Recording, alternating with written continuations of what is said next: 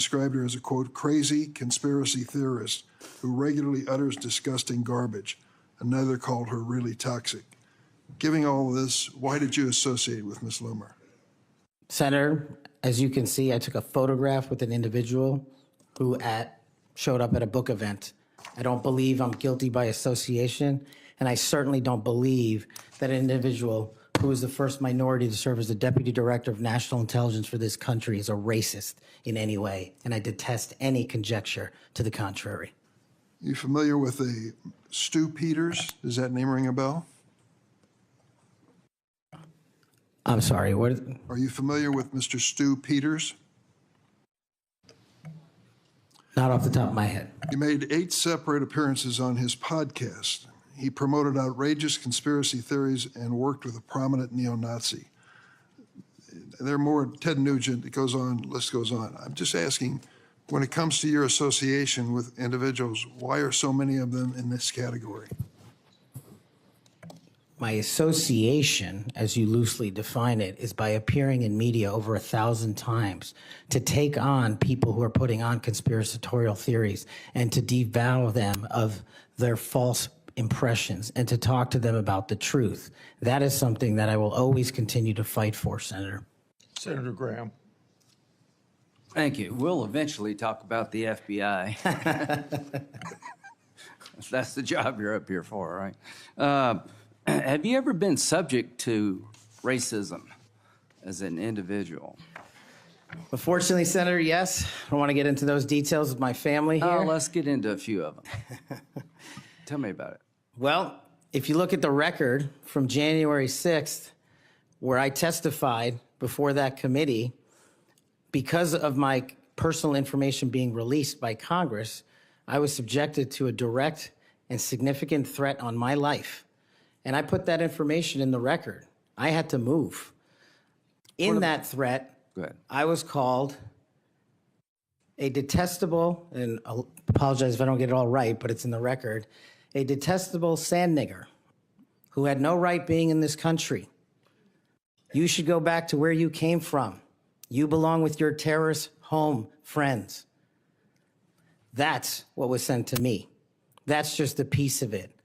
But that's nothing compared to what the men and women in law enforcement face every day. And that's why they have my support. Okay. Growing up, were you subject to racism? Yes, sir. Okay. Now, I think the reason you're here has a lot to do with your work on Crossfire Hurricane. Are you familiar with that FBI operation? I am, Senator. So Senator Durbin mentioned the church report and the history of abuse, but he failed to mention Crossfire Hurricane. He failed to mention the Horowitz report. Wonder why? If you're waiting for these guys over here to figure that out, you're going to die waiting. So this is the Nunes memo. You work for Mr. Nunes over on the House side? David Nunes? Sorry? Are you familiar with this memo by the Foreign Intelligence Service Act abuses Yes. at the Department of Justice? Absolutely. Did you help write this memo? I did as a staffer. Okay, I'm going to put this in the record. Thank you. In this memo, you kind of dissected the abuses of Crossfire Hurricane, right? I did, Senator. And the Mueller investigation. So the Crossfire Hurricane investigators, 2 of them were Strzok and Page. Are you familiar with them? I am, Senator. Okay. It was opened up on July the 31st, 2016. And here's what Strzok said. And damn, this feels momentous because this matters. The other one did too, but that was to ensure we didn't F something up. This matters because this matters. So super glad to be on this voyage with you. That's to Page. And Page responds a couple of months later, he's not ever going to be president, right? Talking about Trump. Strzok, no, he won't. We'll stop it. Is it fair to say that the people in charge of investigating Crossfire Hurricane hated Trump's guts? Well, you don't have to take my word for it. That statement, along with the statements from the sources. Are those days over in the FBI, you hope? Well, if they're not, they will be. Okay, good. You know who Carter Page was? I do, Senator. Do you know that the FBI secured warrants against him on 4 different occasions? Yes, Senator. Do you know that the information that they relied upon came from the Steele dossier? I do. Was it you that were able to find out that the Steele dossier was a bunch of crap? Yes, Senator, we followed the money and we exposed the fraud that was the Steele dossier. And the primary subsource was Ignor Danchenko, right? That's correct, Senator. And he was actually a Russian analyst. That's right. Are you aware that in January he told the FBI that, let's see, what did he tell the FBI? Steele had no proof to support the statements, then it was just talk. The primary subsource explained to the FBI that his information came from word of mouth and hearsay, conversations he had with friends over beers, and some of the information were statements he heard made in jest. And he told the FBI this in January That's of right. 2017. And they got 2 more warrants after that. That's correct. Are you aware that the FBI had volumes of information that the Steele dossier was a bunch of bullshit and nobody ever told anybody at the top? I am, sir. We exposed Or it. they lied about being told? That's correct. So are you aware of the fact that the FISA court rebuked the FBI?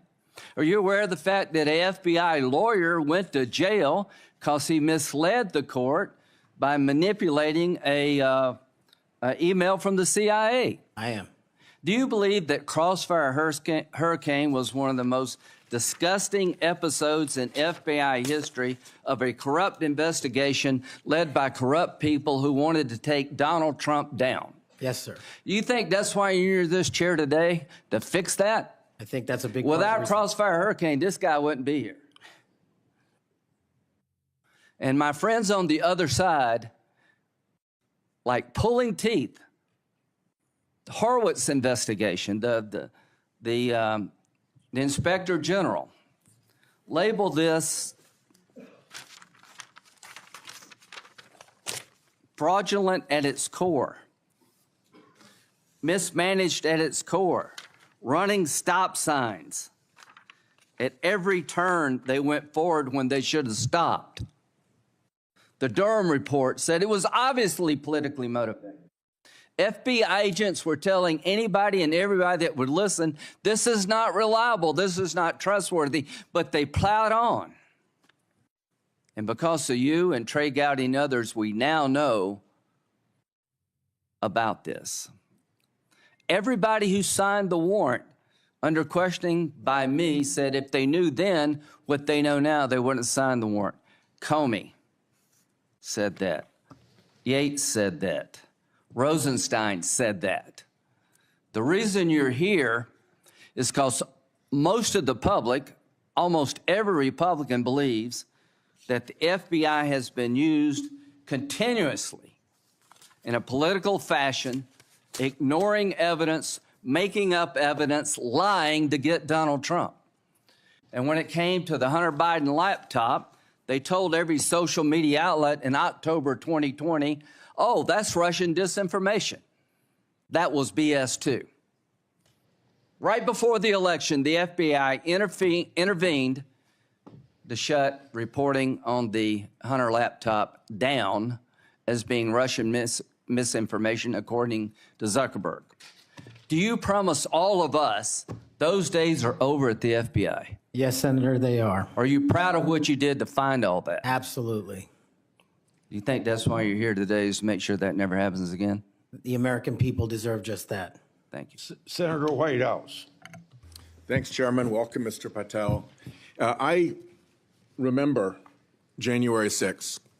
Colleagues running through our halls to flee the mob, colleagues shouting that rioters should be shot, us returning to our constitutional business through hallways cleared for us by automatic weapons carrying SWAT teams. None of you, none of us, said those violent rioters should be pardoned. A Republican colleague said such pardons would be hard to believe, even absurd. Your former colleague, J.D. Vance, said the violent rioters should not be pardoned. Even Jim Jordan said pardons would, and I quote, focus on all the people who didn't commit any violence. Well, Trump pardoned all of them. And there's a lesson in that. Every time you think Trump would never go that far? Rethink that.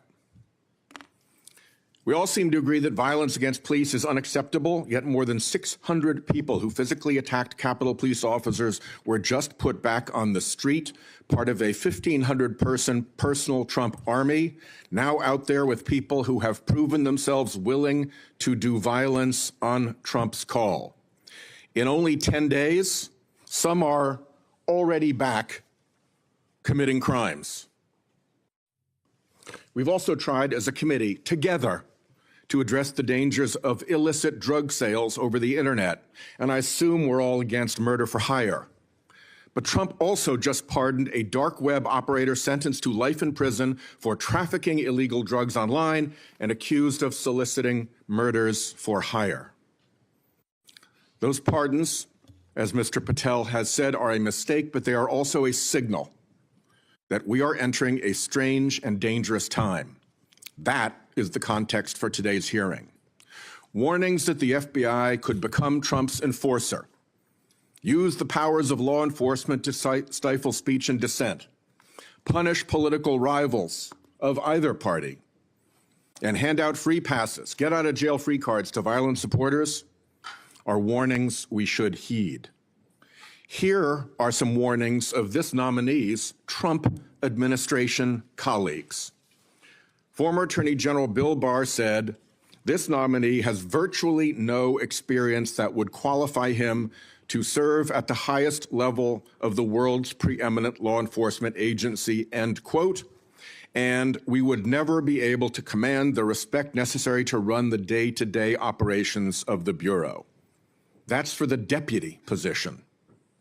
Former CIA Director Gina Haspel was reported threatening to resign rather than have this nominee serve under her. John Bolton, Trump's former national security advisor, said, "I didn't think he was qualified. I was forced to hire him." Trump's deputy national security advisor, the nominee's former supervisor, said, "His ideas are ludicrous. He's absolutely unqualified for this job. He's untrustworthy. And it's an absolute disgrace to even consider an individual of this nature." That's from Republican appointees who worked with him. And here's what this nominee himself has said about using his office to prosecute journalists. "We will go out and find the conspirators, not just in government, but in the media. We're gonna come after you, whether it's criminally or civilly." Is that a correct quotation, Mr. Patel? Senator, that's a partial quotation, But it's correct. in part. Regarding his publication of his enemies list, Mr. Patel proclaimed, "The manhunt starts tomorrow," and reposted a video depicting him taking a chainsaw to his political enemies. Is that you, Kash Patel, reposting that at the top of that page? Senator, I had nothing to do with the creation of that meme. Is that you reposting it, was my question. And that's me at the top. You said FBI agents were responsible for the violence on January 6th, and I quote you here, "beyond a reasonable doubt." Is that what you said? That's completely incorrect, and I appreciate the opportunity to address that. I'll give you an opportunity in writing, but this is my time now. Have at it. An Inspector Attorney General investigation found that that was false. And you said we should impeach judges who rule against Donald Trump, who are, in your words, political terrorists. When this nominee tries to explain all this away, keep one thing in mind. He's testified under oath before a Colorado judge who presided over a Trump case in which he was a witness.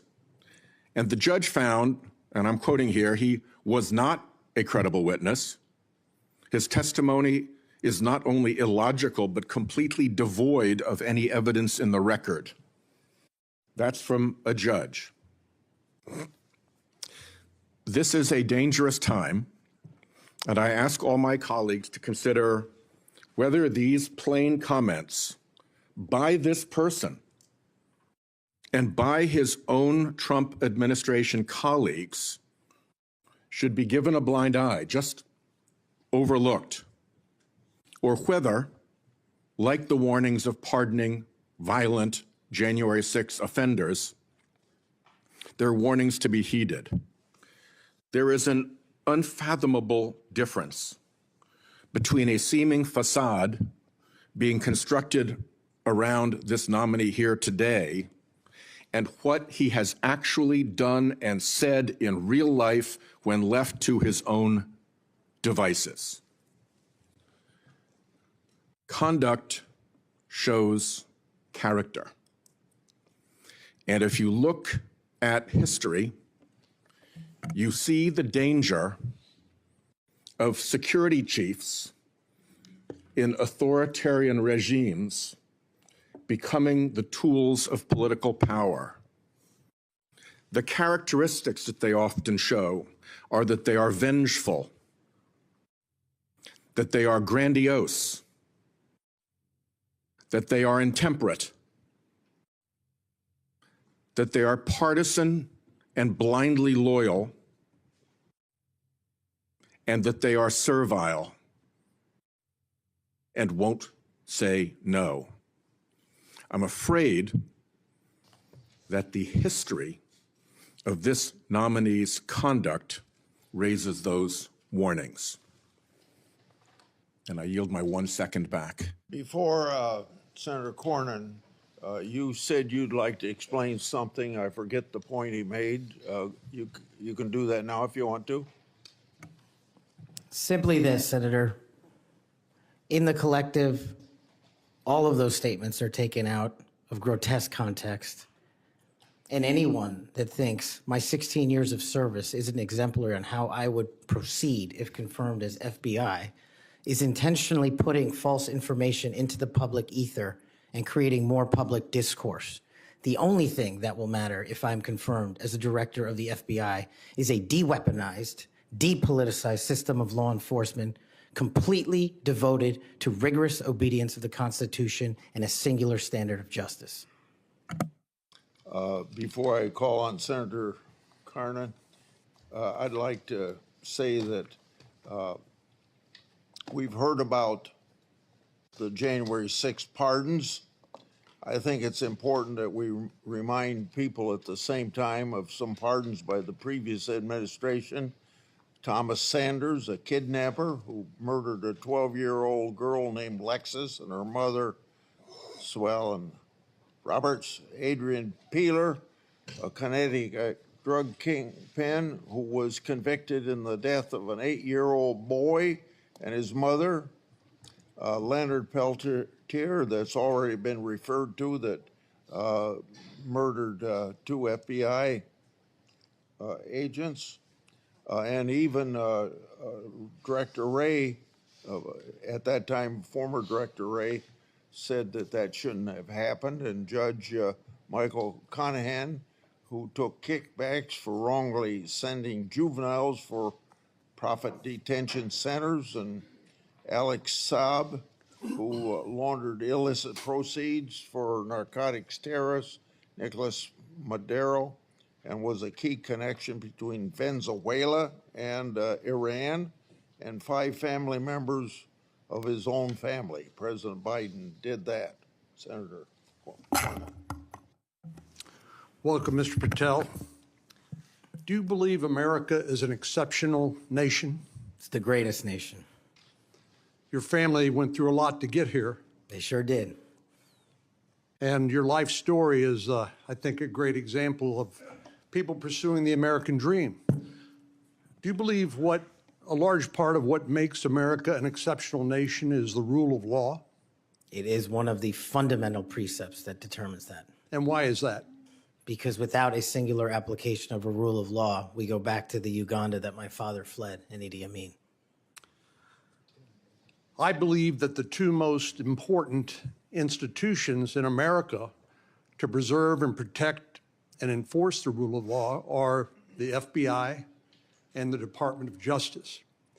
And the sort of politicalization that Senator Graham and others have already talked about during the Crossfire Hurricane investigation or project of James Comey at the FBI and the abuse of intelligence tools like Title I of Section 702 are a betrayal of American values and adherence to the rule of law. And I think your biggest task is going to be, along with Pam Bondi at the Office of the Attorney General, is to restore the rule of law to the Department of Justice and the FBI. Are you willing to do that? Absolutely, Senator. Without regard to partisan affiliation or politics? Absolutely.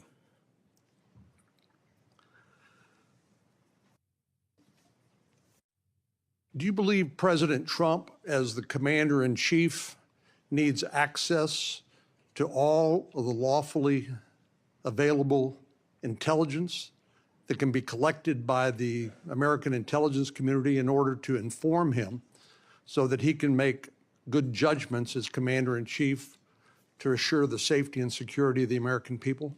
Having been responsible for the collection and predication and promulgation of that intelligence, I firmly believe he and every president must have it. And so you would not support any impractical or perhaps immaterial or unworkable ways to inhibit the flow of that information to President Trump? No, I would not. So let me just ask you, you and I have talked about this a number of times, and this has come up before in a number of different contexts. But as I've always said, I think Section 702 of the Foreign Intelligence Surveillance Act is the most important law that most Americans have never heard of. But when I was questioning my fellow Texan, John Ratcliffe, who now has been confirmed as the director of the CIA, about this, we talked about some of the reforms that have been made to Section 702 over the years. This has been an ongoing conversation here in Congress. People like my colleague here, Senator Lee, and others have proposed reforms, which I think have gone a long way to help protect the privacy rights of American citizens.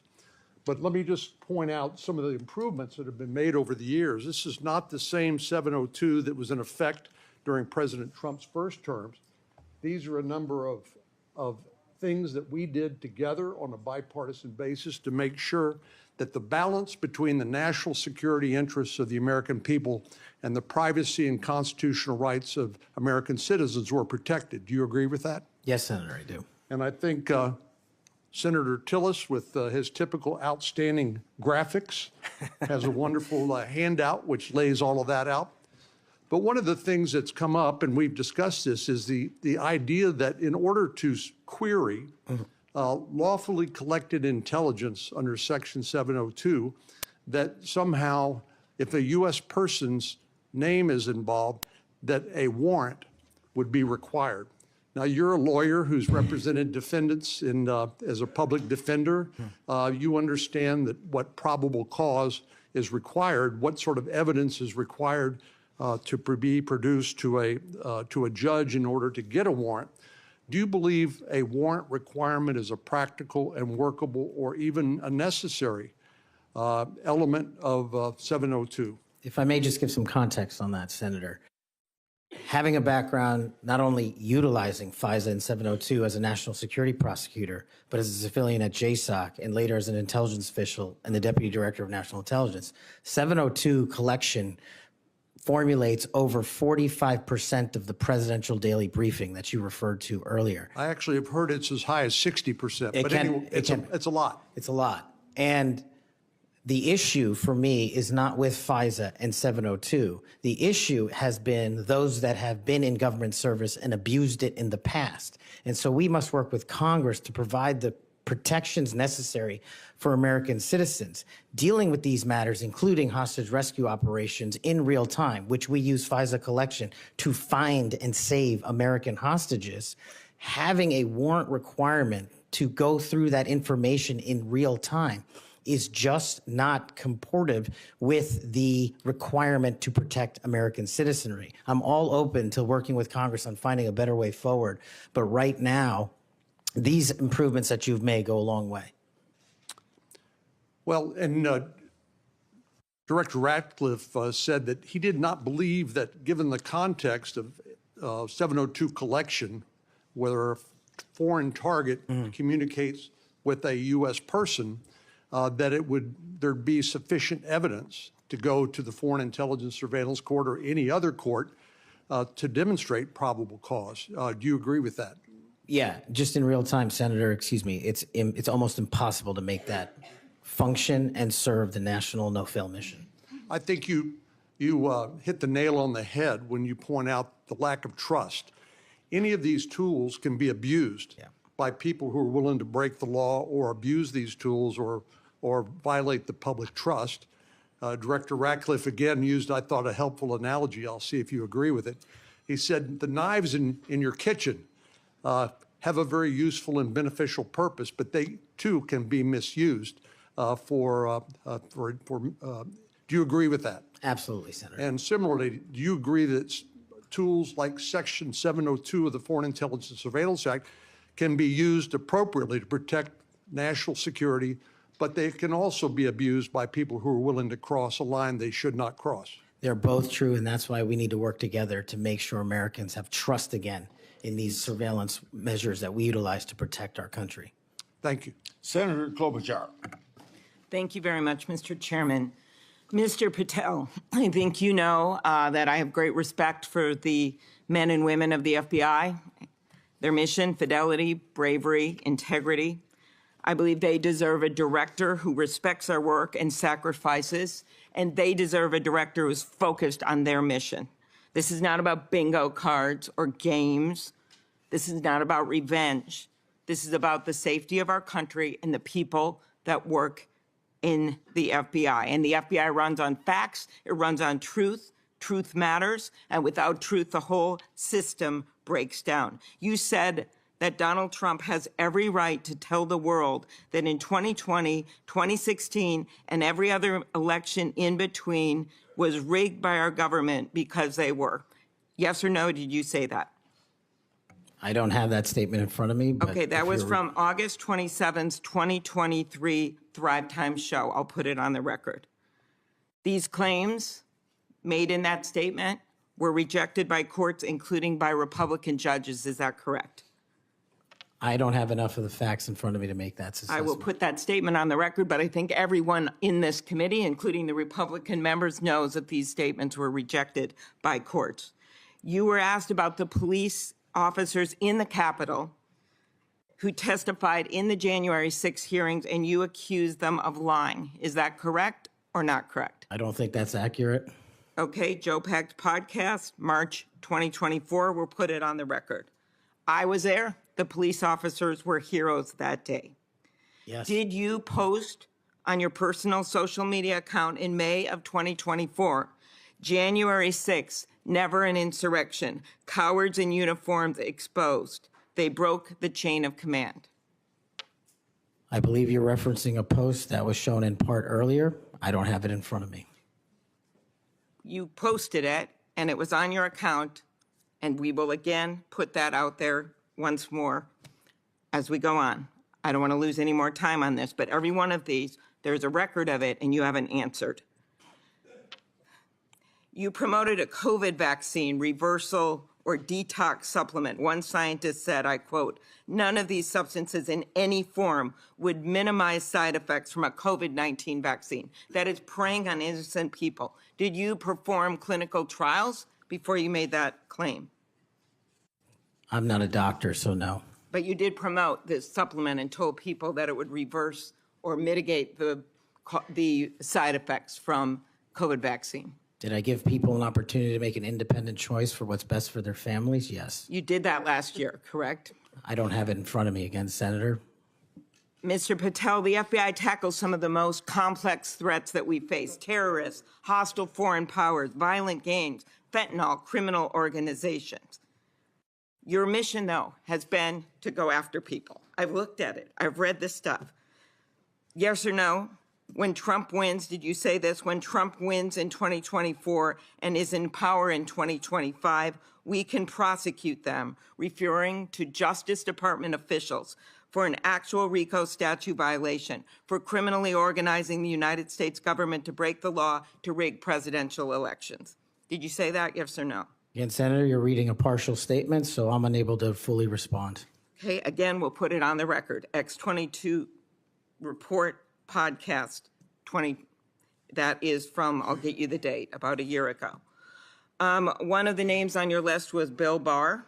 Chairman Grassley has called him one of the most capable cabinet officials I've ever been able to vote for. Senator Graham has said, I have nothing but total respect and admiration for the job done by William Barr as Attorney General of the United States.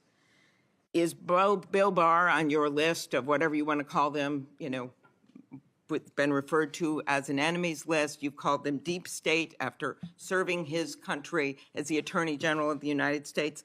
Is he on your list because of a personal vendetta? Well, it's not whatever we want to call it, Senator. With all due respect, it's not an enemies list. That is a total mischaracterization. I asked you, And- I actually used the words you used for the list, which was deep state, right? That's what you put at the top. It is a glossary Against in the the Attorney back. General of the United States. Is it because of a personal vendetta that he's on the list? You're under oath. I have no personal vendetta against Bill Okay, Barr. he said about you, you would never be able to command the respect necessary to run the day-to-day operations of the Bureau. That was actually in writing in his book. He had virtually, about you, no experience that would qualify you to serve at the highest level of the world's preeminent law enforcement agency, and that your appointment, as noted by Senator Durbin as Deputy Director to the FBI, would happen over his dead body. Is it, yes or no, why you would put him on the list of deep state as a former Attorney General, Trump Attorney General of the United States, because he wouldn't break the law for Donald Trump? Is that why? Absolutely not. As you know, he repeatedly told the president in no uncertain terms that he did not see evidence of fraud that would have affected the outcome of the election. Did you say in February of 2021 that the election stuff was never my job and I stayed out of that stuff? Again, I don't know what comment you're referring to, but I'm sure you're reading a piece of something. You said it on Pushback on a podcast. Is it true, though, that in December of 2020, you reached out to the Trump acting Deputy Attorney General and asked him to investigate a conspiracy theory claiming that people in Italy had used military technology and satellites to remotely tamper with voting machines in the U.S. and switch votes for Trump from Trump to Biden? Is that true? What was the date? That was out of December of 2020. I was Chief of Staff to the Department of Defense, so I don't believe that's accurate in any way. Okay, that came out of testimony before Congress. I will give it to you. Have you referred to the media as the most powerful enemy of the United States that they have ever seen? Is that right? Again, you're reading a quote. I take that you're reading it CPAC accurately. 22324. You said we're going to come after the people in the media who lied about American citizens who helped Joe Biden rig the elections. We're going to come after you whether it's criminally or civilly. Is that something you said? That's a partial statement of what I said. Steve Bannon's podcast. You also said you would put the entire fake news mafia press corps on your list. Is that correct? Is that what you said? I don't have that in front of me. Benny Johnson's podcast, 82123. You have said that the FBI, including today, you said that they remain utterly corrupt. This is an agency with agents who have taken down terrorists, taken down bank robbers, taken down crime. And you wrote that the FBI has become so thoroughly compromised that it will remain a threat to the people unless drastic measures are taken.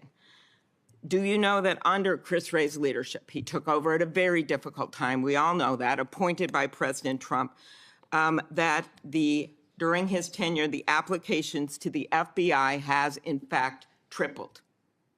Do you think people would be applying to that agency like in those numbers if they thought it was so corrupt?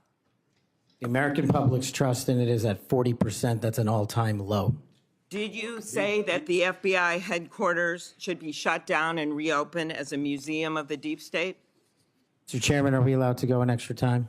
Let's see, you get a second round. Before I call on Senator Lee. Could he just answer the question if he said that the FBI headquarters, where they investigate cybercrime and terrorism, Mr. should Chair. be shut down and opened as a deep state? Hey, Mr. Chair. As a museum. Did he say that the headquarters should be shut down? Mr. Chair. I deserve an answer to that question. I He guess is it's- asking to be head of the FBI, and he said that their headquarters should be shut down. Mr. Chair, parliamentary inquiry. You got anything you want to say, Mr. Patel, before I go on to Senator Lee? Simply this. If the best attacks on me are going to be false accusations and grotesque mischaracterizations, the only thing this body is doing is defeating the credibility of the men and women at the FBI. I stood with them here in this country. In every theater of war we have, I was on the ground in service of this nation. And any accusations leveled against me that I would somehow put political bias before the Constitution are grotesquely unfair. And I will have you reminded that I have been endorsed by over 300,000 law enforcement officers to become the next director of the FBI. Let's ask them. Mr. Chairman, I am quoting his own words Along- from September of 2024.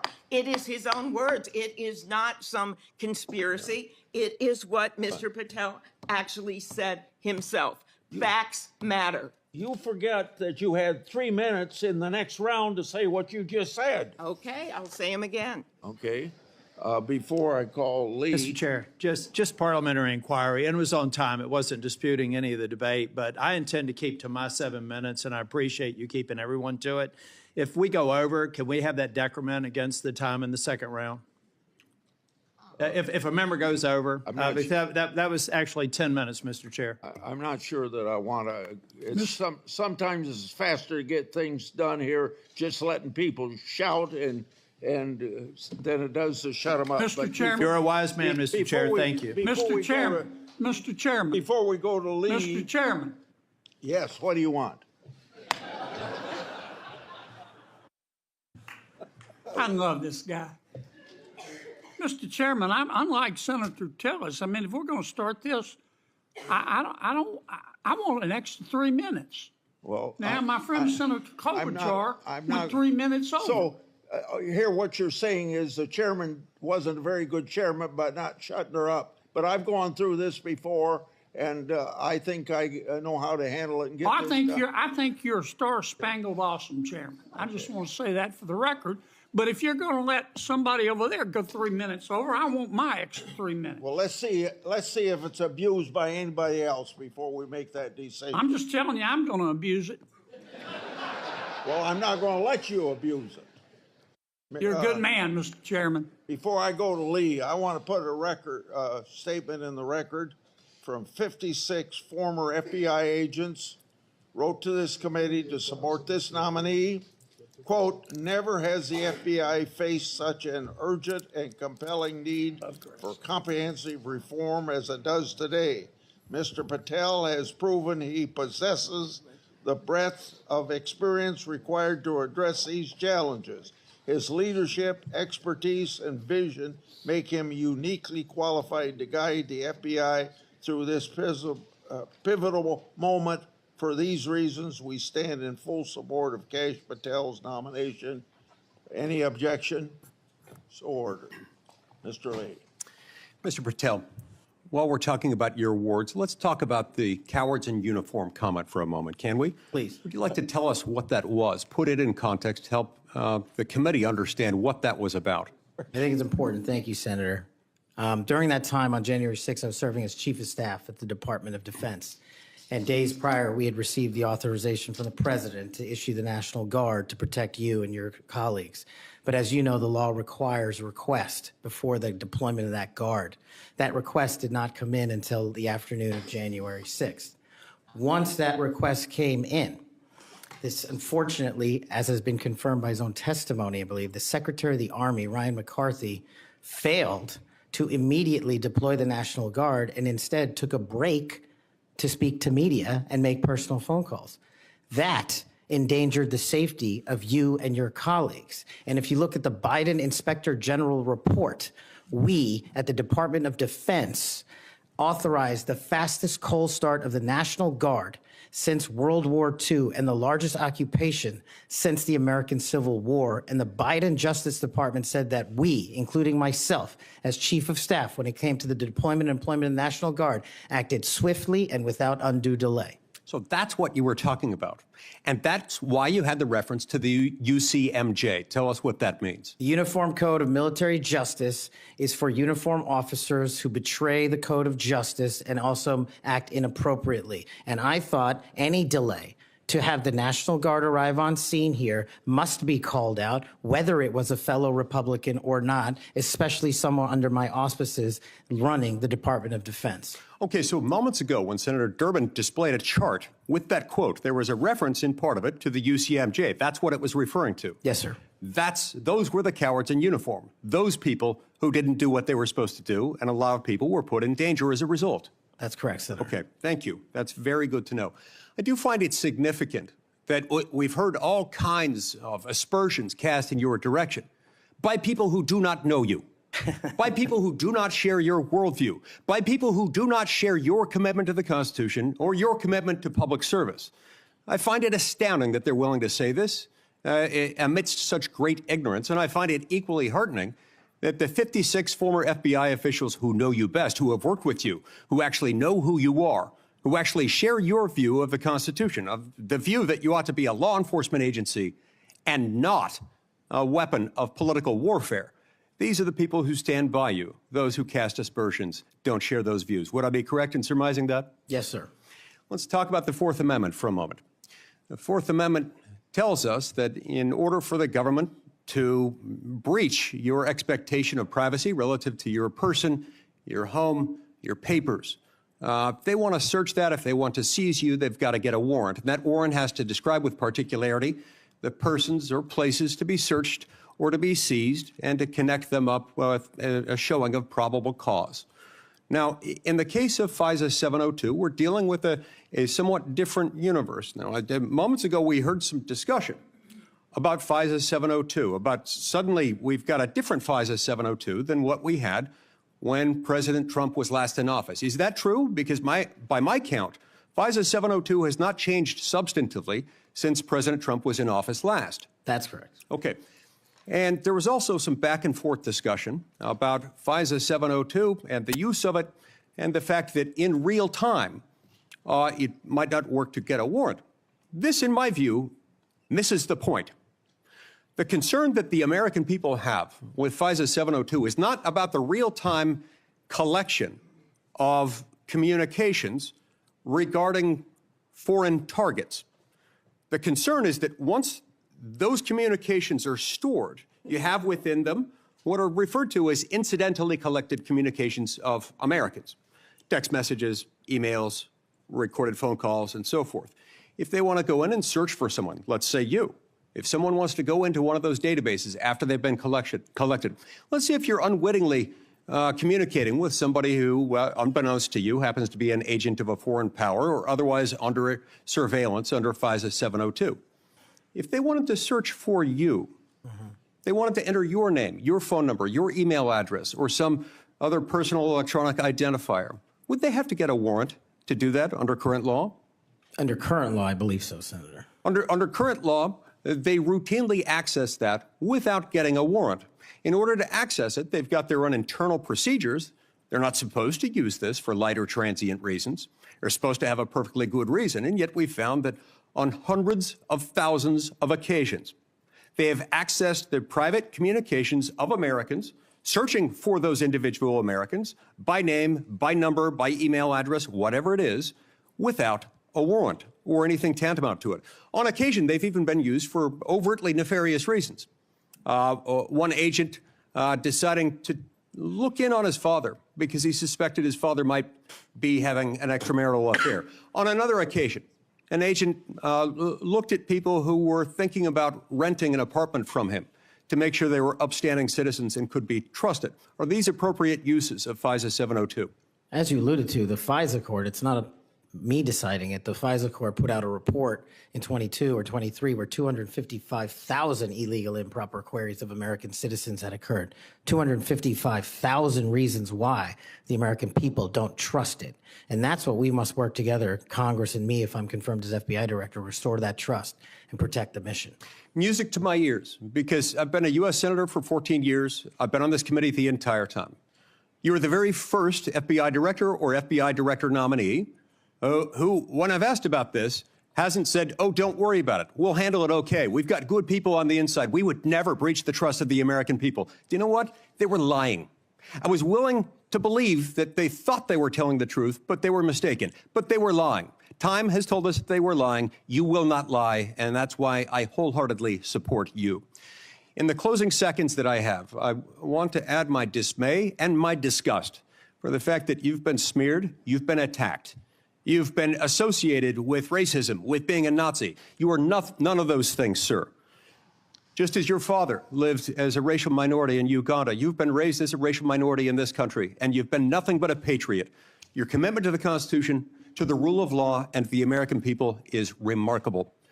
And I'm honored to know you, to call you my friend, and to give you my vote. Thank you. Thank you, Senator Coons. Thank you, Chairman Grassley. Mr. Patel, to you and your family, congratulations on your nomination.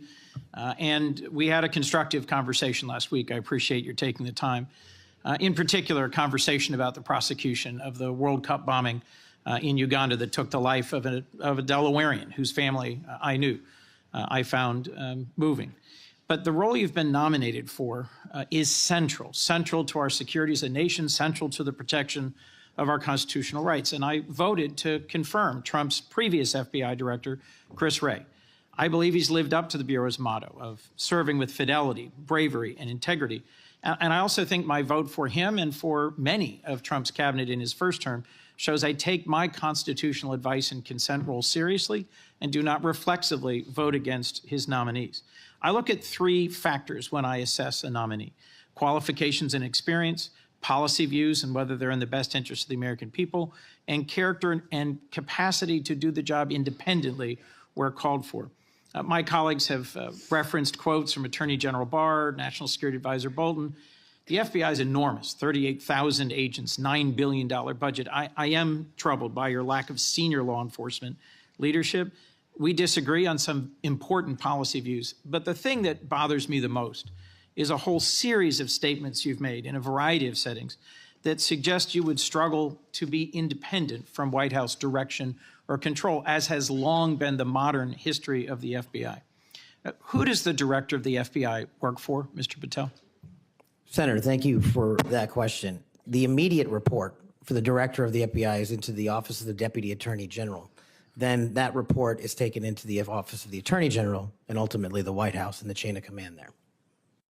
So the FBI works for the White House? No, the FBI is a member of the Department of Justice and has been the long-standing application. And who does the Department of Justice work for? They're in the executive branch, as all members do at the White House. Attorney General Bondi gave a different answer when I asked her the same question, that they work for the Constitution and the American people. President Trump's made clear in public statements he wants to use the FBI to persecute political adversaries.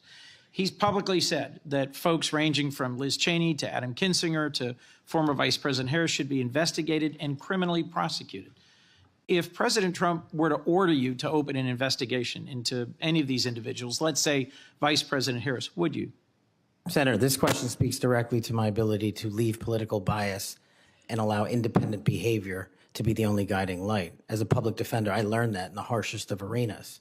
And any law enforcement investigation, if I'm confirmed at the FBI, will only be launched on the following qualification: a factual, articulable, legal basis to do so.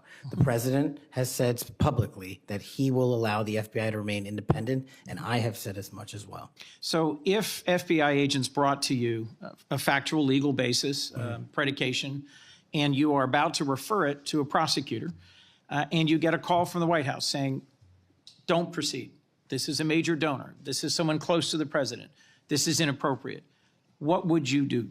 Simple. I think you answered it partially in your question. The line agents, the brick agents who are trained to bring investigations on behalf of the FBI will make that decision-making process. And they will only have my full support so long as it upholds absolutely every value of the Constitution. And that's it. So your predecessor, I went back and looked, and I asked the same questions of Director Comey and Director Wray.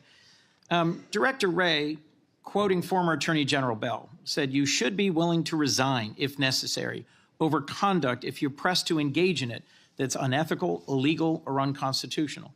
If pressed by the president, would you resign?"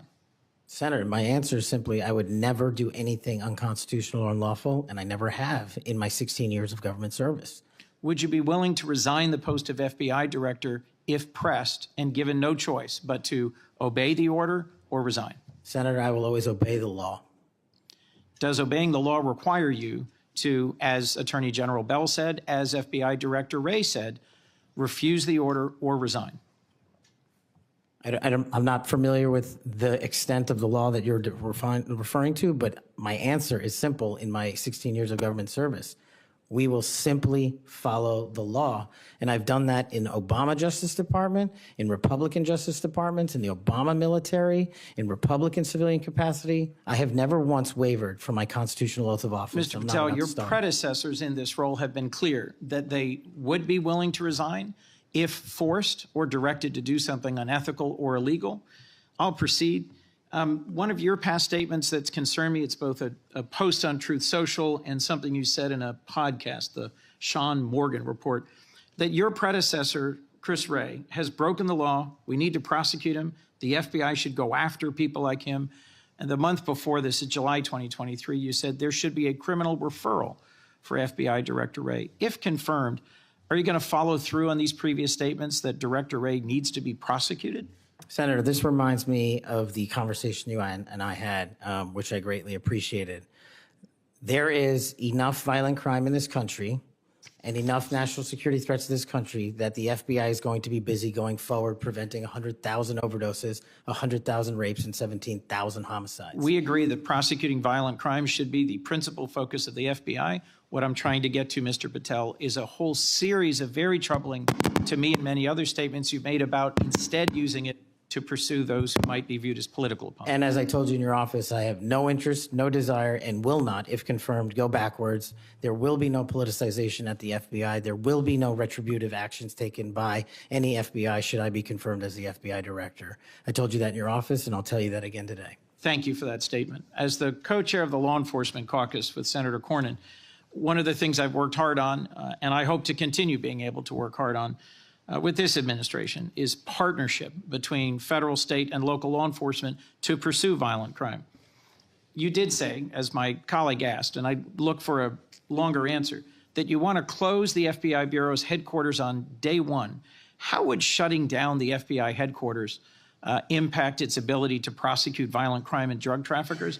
How is that possibly a serious proposal, Mr. Thank you Patel? for bringing that up and allowing me to answer.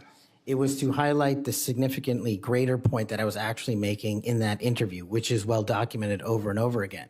38,000 FBI employees, 7,500 FBI employees work in the Washington field office and Hoover building alone. If you increase that aperture just slightly to encompass the national capital region, that is 11,000 FBI employees work in the national capital region. A third of the workforce for the FBI works in Washington, D.C. I am fully committed to having that workforce go out into the interior of the country, where I live, west of the Mississippi, and work with sheriff's departments and local officers, and having one agent prevent one homicide, and having one agent in Washington prevent one rape. And I will do that over and over and over again because the American people deserve the resources, not in Washington, D.C., but in the rest of the country. And Mr. Patel, frankly, if that had been your statement, that would be something that would be defensible. It's the rest of it, saying you're going to turn it into a museum of the deep state, that causes repeated questions and concerns from people like myself. Thank you, Mr. Patel. Before I call on Senator Hawley, I'd like to enter letters into the record from scores of state attorneys general, former U.S. attorneys, former U.S. Department of Justice officials who support the nominee. They state, quote, Mr. Patel will bring to this critically important office his unique and extensive experience, combating terrorism, protecting our national security. We will have no doubt that Kash Patel will serve our nation in this important post with integrity and tireless efforts to protect the American people. Senator Hawley.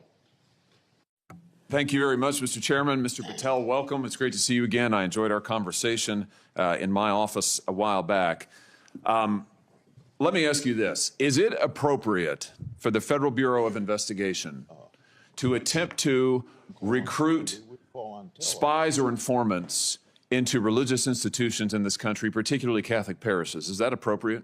I don't believe so, Senator. Mr. Patel, are you familiar with the recent actions of the FBI in this regard, including this memo that I have right here, making a list of Catholic churches and parishes that they regard as potentially suspect and directing the potential recruitment of informants and other spies, let's be honest, into those parishes? I'm familiar with that memo, Senator. Mr. Patel, would you commit to me that you will, if you are confirmed, that you will finally and officially withdraw this memo and make it clear that this is not only unacceptable, but that it is an absolute violation of the First Amendment that every American enjoys under the Constitution of the United States?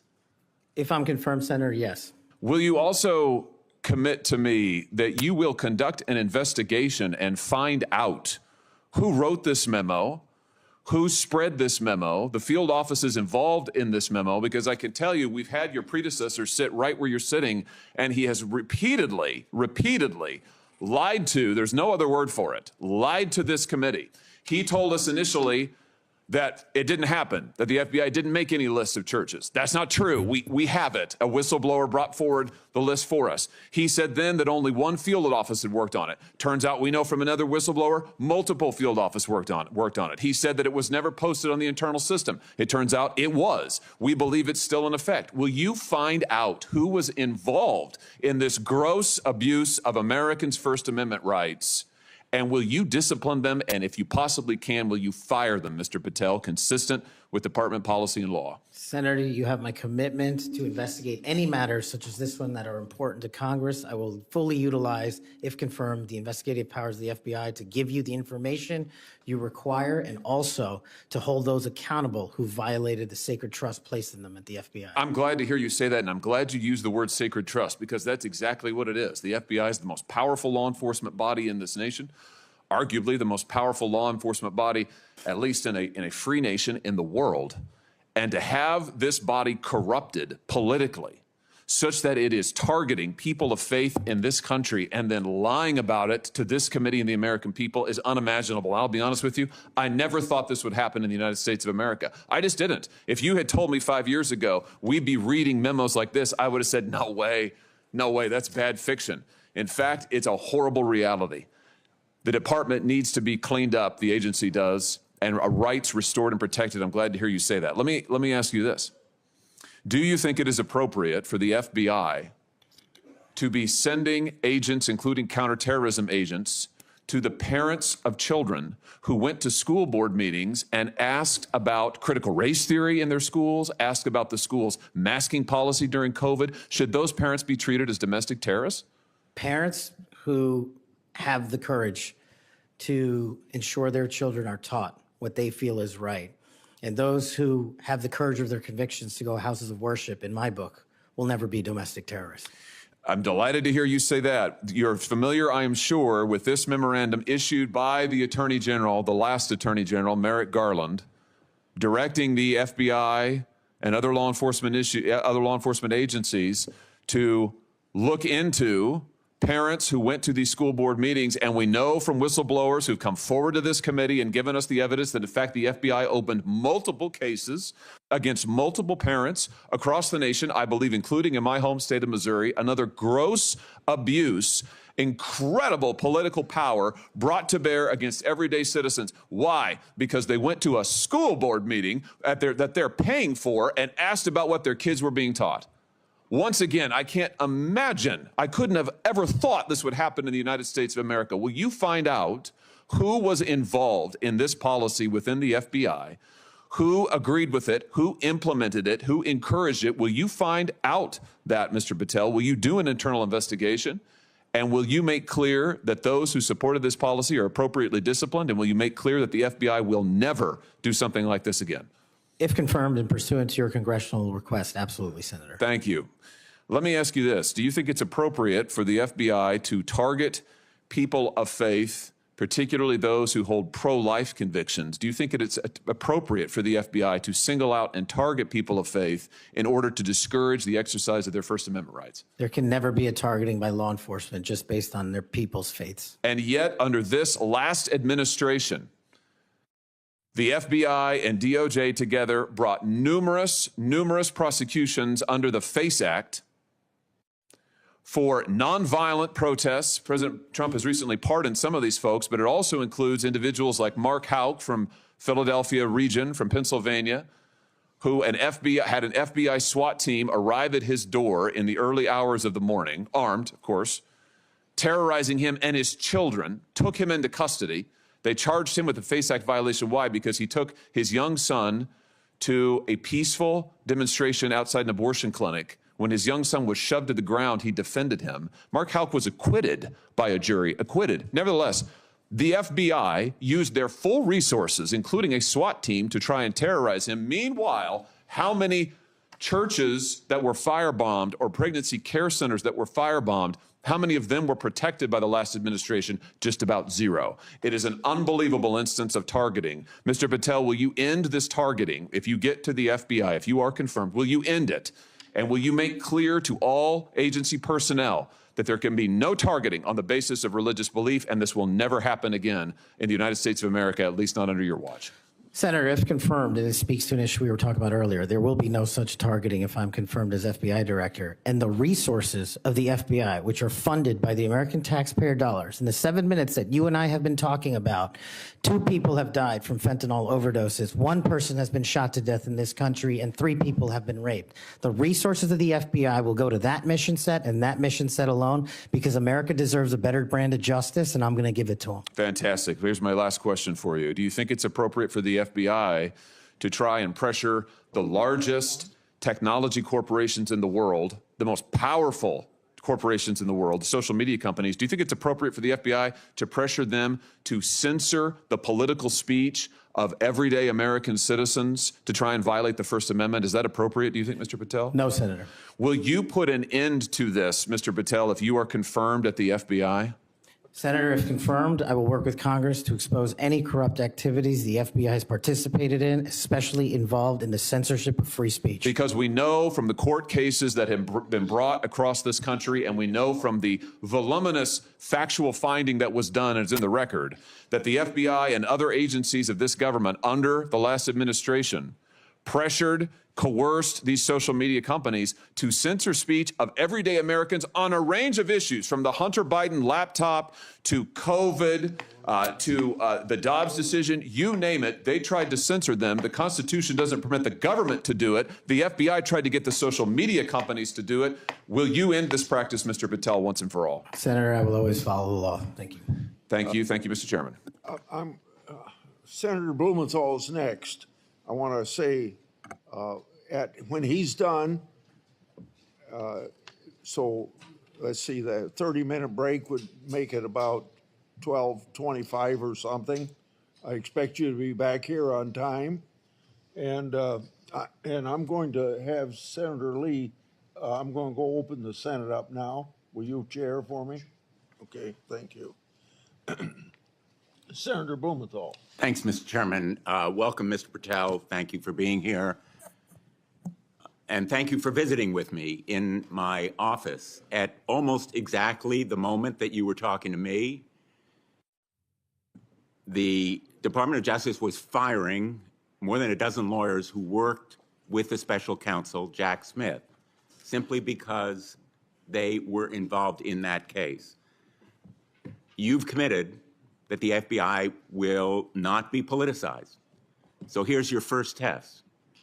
Will you commit that you will not tolerate the firing of the FBI agents who worked with the special counsel's office on these investigations? Senator, I appreciate the time to visit with you. It is a yes or no answer, and it is your first test. Senator, Every FBI employee will be held to the absolute same standard, and no one will be terminated for case assignments. And I'm not going to accept that answer, because if you can't commit that those FBI agents will be protected from political retribution, we can't accept you as FBI director. All FBI employees will be protected against political retribution. Those individuals deserve to be protected from Trump retribution. That was your first test.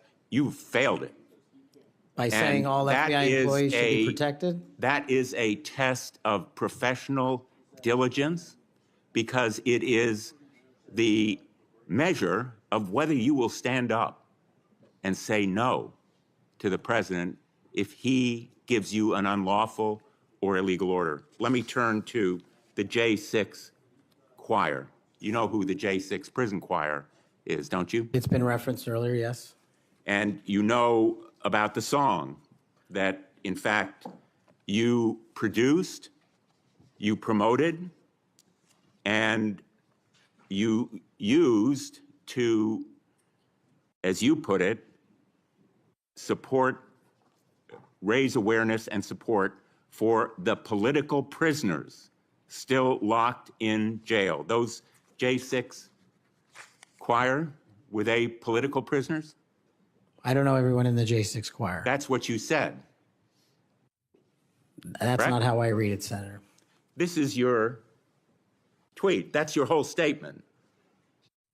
Well, I'm You reading won't it now. stand behind your own statements made in tweets, countless of them. As a matter of fact, as you put it to Steve Bannon on his show, then we went into a studio and recorded it, mastered it, digitized it, and put it as a song, now releasing it exclusively in the War Room. That was the J6 prison choir song. And all proceeds were given away to charity to help families And you in called need. them political prisoners. Julian Cater, do you know what he did? I don't know who that is, Senator.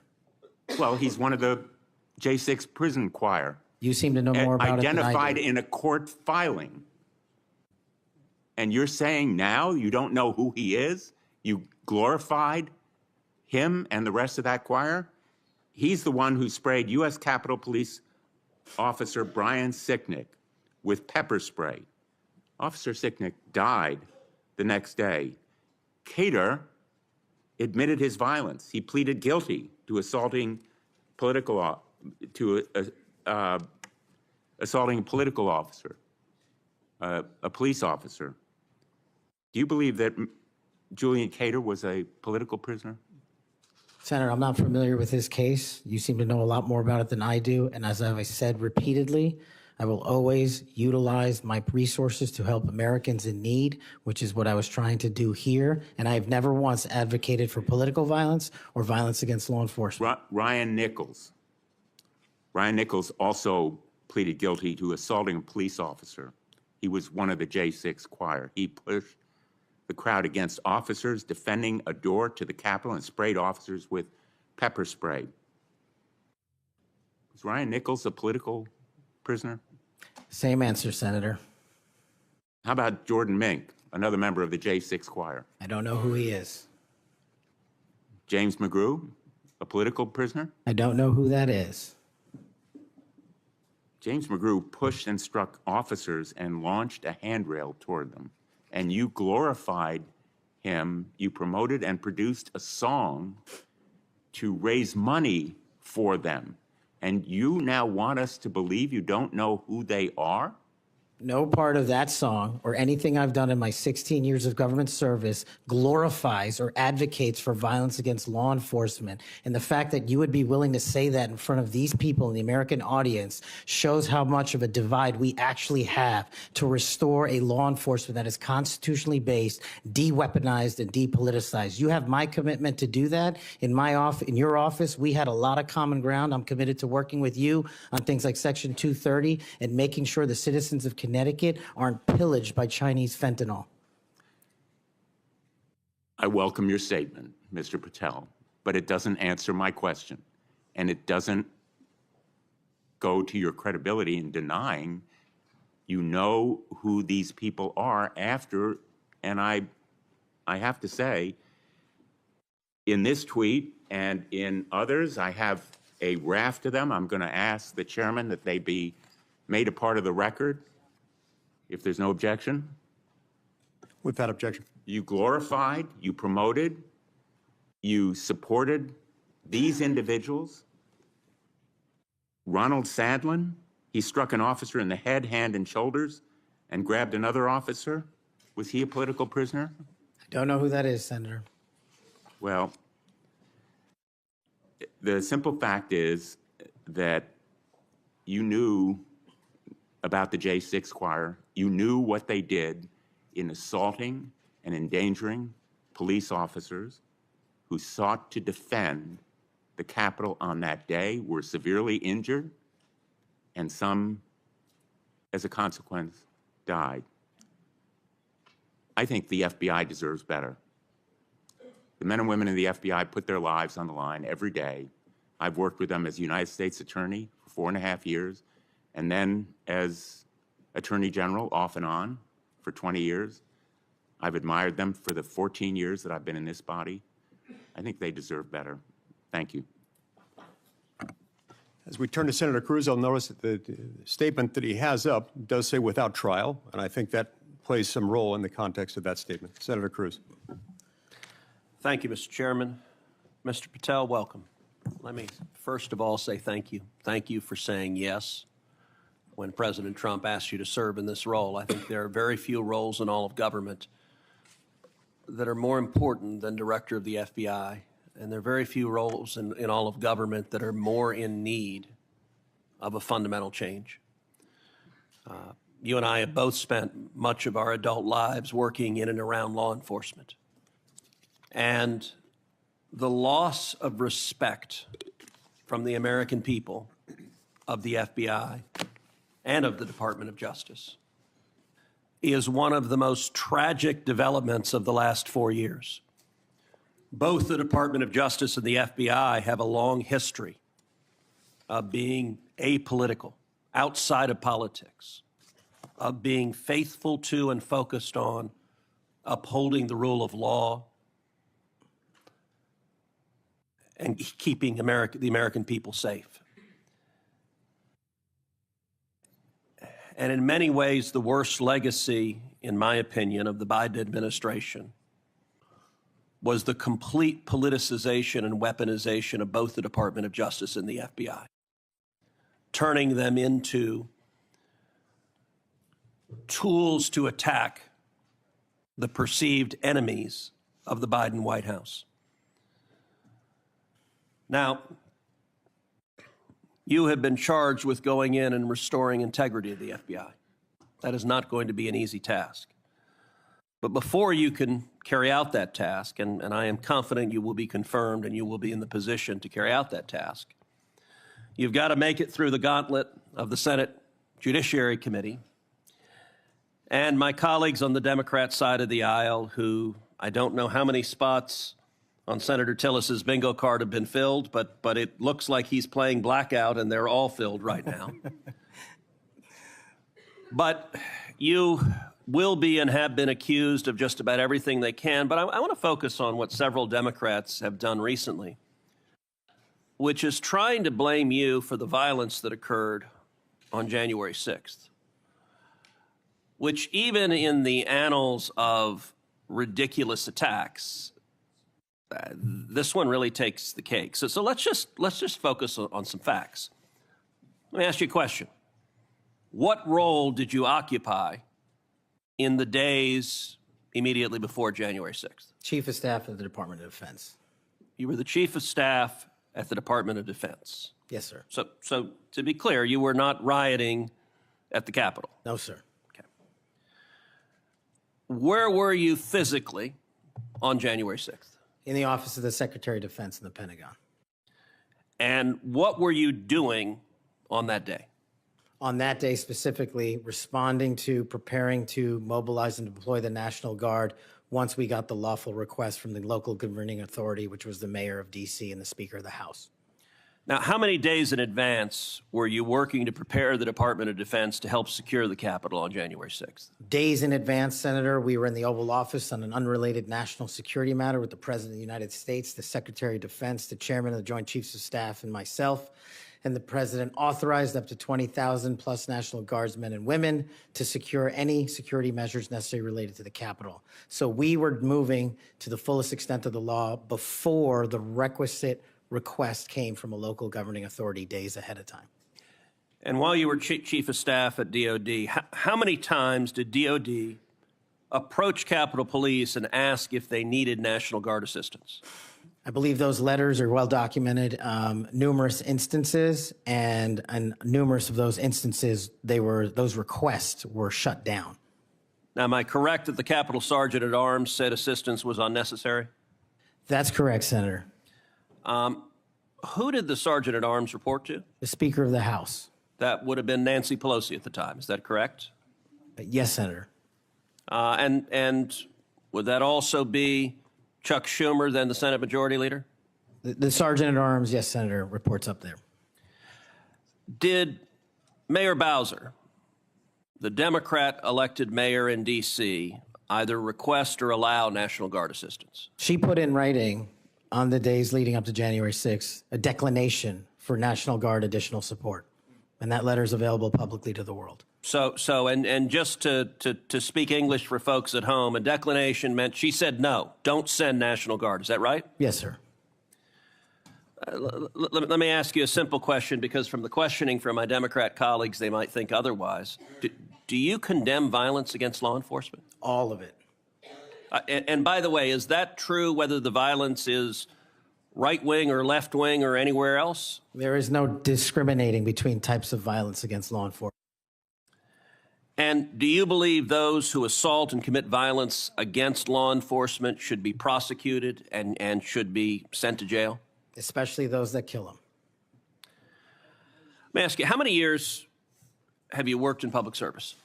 About 16, Senator. And how many years have you worked in particular in law enforcement and prosecution and national security? Over a decade, Senator. You know, I have to say it is ludicrous but sadly predictable that Democrats are endeavoring to tarnish you, to paint a false caricature based on innuendo and smoke. And so you're working to protect the Capitol on January 6th, and yet they're trying to blame you for the violence that occurred. Let me ask you this just as a straightforward matter. What is the job of the FBI, and what will the FBI's role be if and when you are confirmed as its director? The simple motto on the website of the FBI's homepage is to protect American citizens and uphold the Constitution. If I am confirmed as the next director of the FBI, that's what we're going to do and redirect resources to making sure that occurs every single day. Thank you for your willingness to do so, and this committee will hold you to account on restoring integrity at the FBI, and I thank you also for your commitment to transparency. I think that is incredibly important to bringing back integrity, and I'm grateful for it. Thank you, sir. Senator Hirona. Thank you, Mr. Chairman. Mr. Patel, as part of my responsibility as a member of this committee, I asked the following two initial questions of all nominees before any of my committees.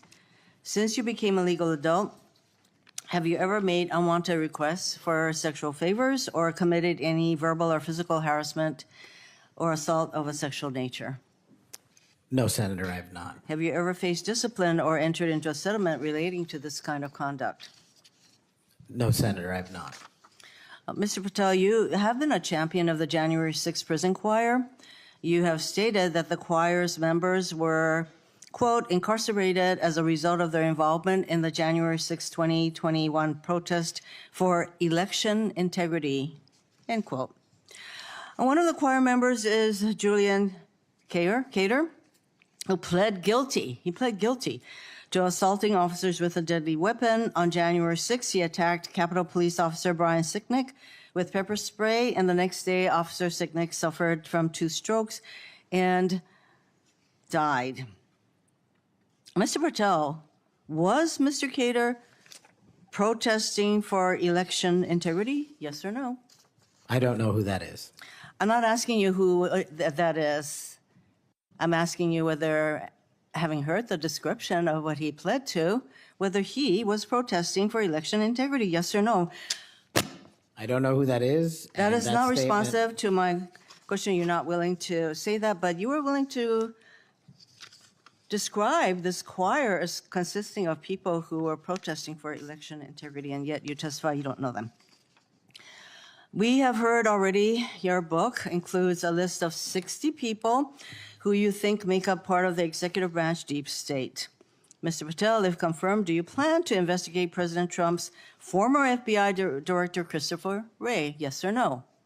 I have no plans in going backwards. I have plans in How safeguarding. about this- James Comey? Do you plan to investigate him? Senator, every investigation will be subject to the same Do you legal plan to standard. investigate James Comey, who's on your list? I have no intentions of going backwards. How about and Bill every Barr? intention of using the Constitution. How about Bill Barr? Do you plan to investigate him, who's on your executive branch deep state, and you say you're going to ferret out the deep state? No one Yes or that no? did not break the law will be You investigated. no answers to any of those. Okay. Over 1 million Americans died as a result of COVID-19. The COVID-19 vaccine saved lives. Yet, less than a year ago, you promoted unregulated, unproven, unscientific supplements to reverse the effects of the vaccine on Truth Social. You told your followers that these supplements would detox them of the COVID-19 vaccine. Mr. Patel, did you make money by promoting these supplements? Senator, do you know of any individuals who died as a result of complications from the vaccine? Because I do. Are you unable to answer my question, which is a straightforward, did you make money by promoting these supplements? All of my financial disclosures have been made to this committee. I would like to hear your answer, yes or no. Did you make money? I don't have This is those my financial third and last time I'm going to disclosures ask you in front that of me. question. You have that information. So you refuse to answer the question. I answered 1,300 Here pages. No answer, and yet you spread dangerous misinformation. Mr. Patel, the FBI is the primary agency responsible for investigating election-related crimes, including fraud and the denial of voting rights. So being able to separate fact from conspiracy theories around elections is an important thing for the FBI director. I have a question to see if you can do that. Mr. Patel, did Donald Trump lose the 2020 presidential election? Yes or no? President Biden's election was certified. He was sworn in and he served as the president of the United States. Once again, the people who are 100% loyal to President Trump cannot answer that question. It is alarming that you want to be an FBI director who can answer a simple question, factual question.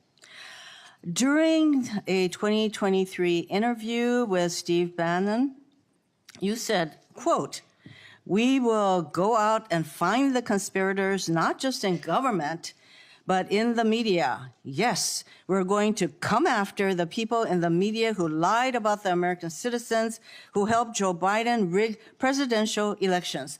There's your quote. Do you still plan to come after the free press? Not unless private citizens have been defamed. That's their right. You said that you would be going after the media. So I want to know whether you plan to do that, go after the free media. I can't go after the media for other people. That's a decision they have. So I would say that that was a statement that you made that is pretty chilling to the free media. So I didn't hear a no that you would not go after them. You currently serve on the board of directors for the Trump Media Technology Group, which owns the social media platform Truth Social. If confirmed as FBI director, will you resign from this position and end all ties with the Trump Media and Technology Group? Yes, Senator, as I've stated to you in writing. Over the last 2 years, the FBI has dedicated resources to Operation Not Forgotten. which works to address violent crime in Indian country. If confirmed as FBI director, would you continue the important work of Operation Not Forgotten? I've made that commitment to many of your colleagues who have tribal issues and tribal crimes plaguing their communities, and I'll make that commitment to you as well, Senator. My time is almost up, but I would like to note that on the many questions asked about the choir, the J6 choir, it included at least 5 men who pled guilty to assaulting police officers. And these are the people whose record this nominee promotes. Thank you. Okay, we'll go to Senator Kennedy next, and then as directed by the chairman, we will take a 30-minute recess at the conclusion of Senator Kennedy's questioning. Thank you, Mr. Chairman. I just want to say for the record that Chairman Grassley is the greatest chairman God ever put breath in. And would somebody please tell Grassley I said that?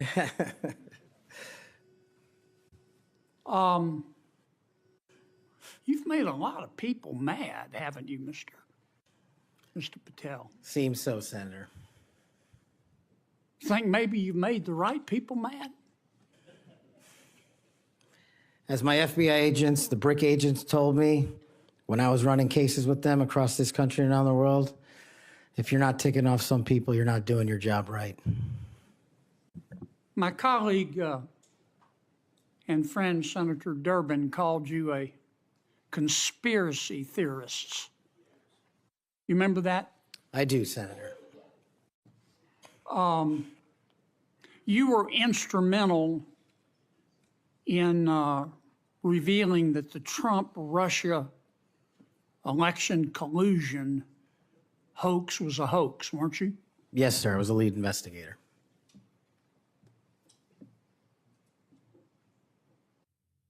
Sounds to me like we need to get some new conspiracy theories because all the old ones turned out to be true. Facts matter, Senator. Yeah.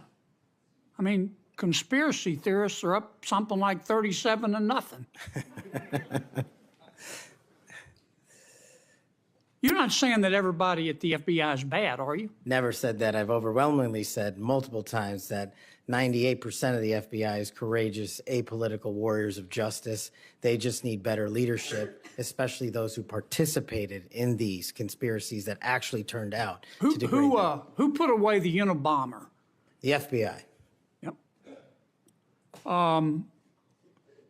Who put away Timothy McVeigh and his Stalin's stomach for blood? BRIC agents at the FBI.